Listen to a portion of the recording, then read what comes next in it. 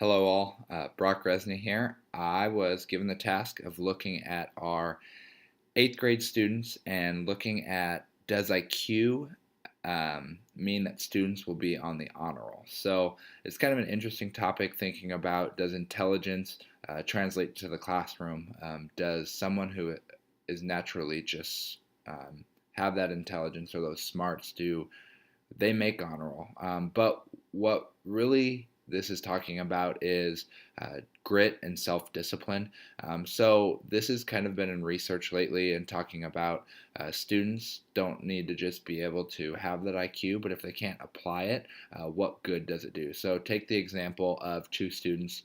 One is intelligent and one's a hard worker. So the intelligent one comes to school, doesn't do anything, doesn't read anything, just kind of gets by on his intelligence alone.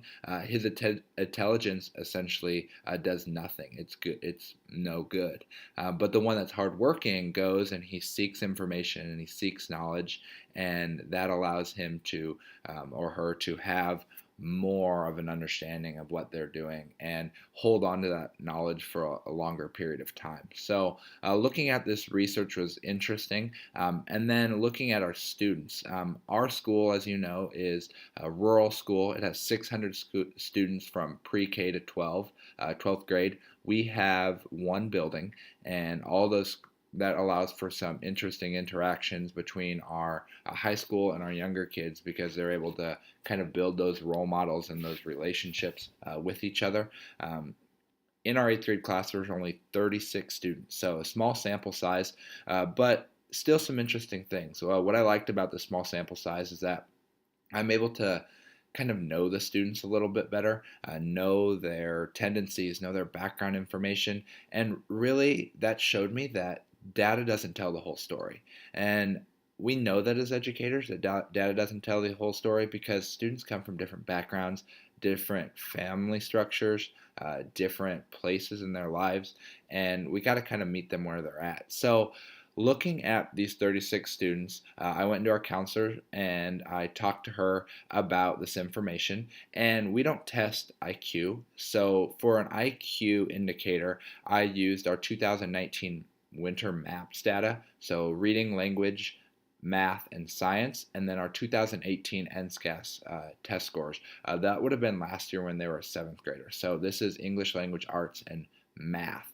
Now these are the indicators I use for IQ, and to quantify them, I put it as 4 out of 6 proficient scores, meant that they should have a high enough IQ to be on honor roll. So those NSCAS tests that came out, the tests that came out for Nebraska were upped in rigor, upped in the standards because of the new standards that we had just recently started.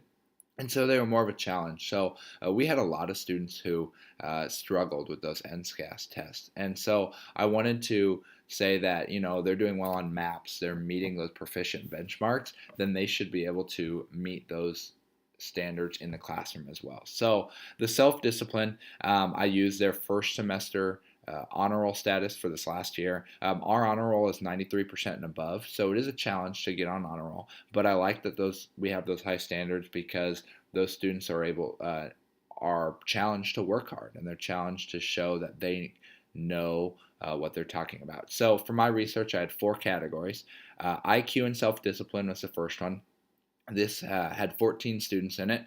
IQ and low self-discipline was my second, and that was 8 students. And then self-discipline and lower IQ, this had 3 students.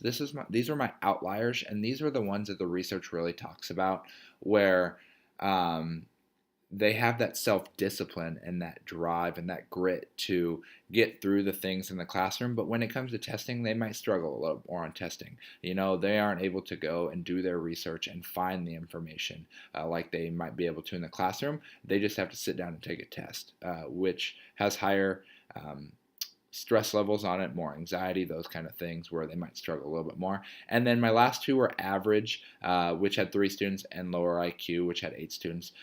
These are the 2 toughest ones to talk about because the students that were average weren't on honor roll. They only passed 3 out of their 6 tests with proficient scores. So they were just kind of that average. They were just kind of right in the middle there. They were a couple of them were several points away from jumping up to that 4 out of 6 test scores, but they weren't on honor roll. So I just kind of left these students off to the side. And then the lower IQ students, these students struggled with the testing, and none of them were on honor roll. So there was one outlier who she had 62% proficiency in, or 62 percentile, excuse me, in science, and so she was a good science mind, but everything else was under the 36th percentile. So these lower IQ students are just tougher because they struggled across the board. Most of them didn't pass one test in a proficient, and a lot of them were under 21st percentile. So what I found was that 22 students scored proficient in 4 out of 6 tests. And out of these 22 students, 14 of those made honor roll. So these were the students that I would consider to have both grit or self-discipline and intelligence. These students are able to meet the standards, and they know what it takes to get it done in the classroom as well. And then the 8 that didn't, these are the ones that are tougher because they all have their own story to tell. 8 of them not getting on honor roll, but having a higher IQ, or what I considered a higher IQ, high enough IQ to do well in the classroom. They each have their own stories, like I said, and one of them, student number 2, had some of the highest test scores across the board. And you would look at him, and he's in the 80th, the 90th percentile in almost everything he does. But when you look at the background, and this is what the data doesn't tell us, when you look at his background and you look at where he comes from and his family structure, he doesn't have the most support at home. He also has behavior issues in school. So he might not agree with students. He might not agree with teachers. He might get in arguments. And it's a struggle for his day-to-day work to get done. He, isn't the most organized student in the world, and he loses things, or he just doesn't get them done because when he goes home, he'd rather go do something else.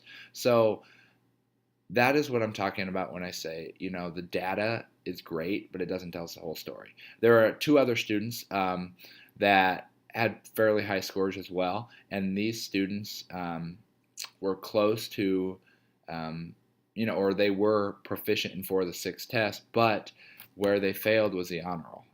They didn't make it on honor roll, and I know these 2 students pretty well, and the thing about them is they're kind of the kids that would say, academics takes a back seat to some things. They are really into sports. And this is a prime example of when students, focus on something else, and they're just kind of like, I'll do those academics later, but I know that they're important and I can do it. It's got to be a choice. And so they don't have as much self-discipline, I would say, as the students who are on honor roll and have those 4 out of 6 scores. Now, my 3 outliers, these are the ones the research really talks about. So these are the 3 students that had 4 out of 6, they didn't have 4 out of 6 scores, and one actually only scored 2. They were only proficient in 2, but they were on the honor roll. And that's what this research is really addressing, is that students can be self-disciplined, do the things they need in the classroom, and that's what really translates into the workforce. You can go and research things when you're in your job, and you can go and find answers for people, but you got to have the want to do it. And these students show that they have the want to do it. They want to do well in class, but when it comes to that test, they might have a little bit more anxiety or struggle a little bit more with those testing skills. Now, it is important to know that they are all female, and one of the research articles I read about talked about how girls have more self-discipline than boys. So that could be another reason why they were able to achieve the honor roll, and these other 2 boys that I talked about previously weren't able to.